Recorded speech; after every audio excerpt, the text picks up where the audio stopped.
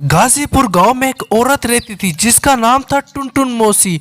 अब सभी लोग इनके हाथ के समोसे खाते और पूरे गांव में तारीफें करते थे। अब मोटू खा रहा था। अरे मौसी जी, आपके हाथ के तो समोसे बहुत अच्छे लगते हैं। अब मेरा ये दिल करता है साथ में बर्तन भी खा जाऊं।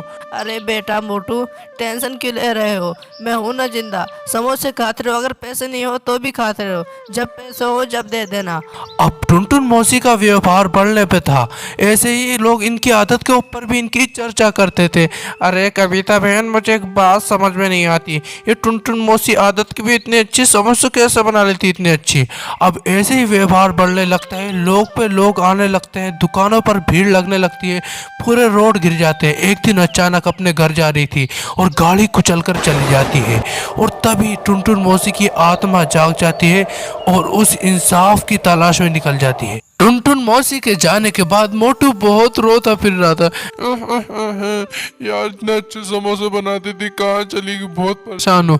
और शिवा भी बहुत ज्यादा निराश फिर रहा था। आंटी इतने अच्छी आदत की थी, समोसे अच्छे बनाती थी, कहाँ चली गई? और टुनटुन मौसी की आत्मा यहाँ बैठी हुई आराम कर रही थी। तभी ये दानव आता है और दानव इनको कष्ट पहुंचाने की कोशिश करता है, पेड़ को काटने लगता है। तभी टुनटुन मौसी की आत्मा चुपचाप निकल लेती है और दिल ना लगने के कारण इधर उधर भागी फिरती है और इस पेड़ के नीचे आकर रोने लगती है। ए भगवान, तूने मुझको मारने के बाद भी इतना परेशान क्यों रख रखा है?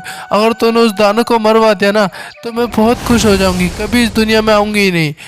तुरंत एक तांत्रिक आता है, कहता है, ओ बोली चुड़ैल, बोलो क्या समस्या है तुम्हें? ये तुम्हारी समस्या का हल मैं निकालूंगा।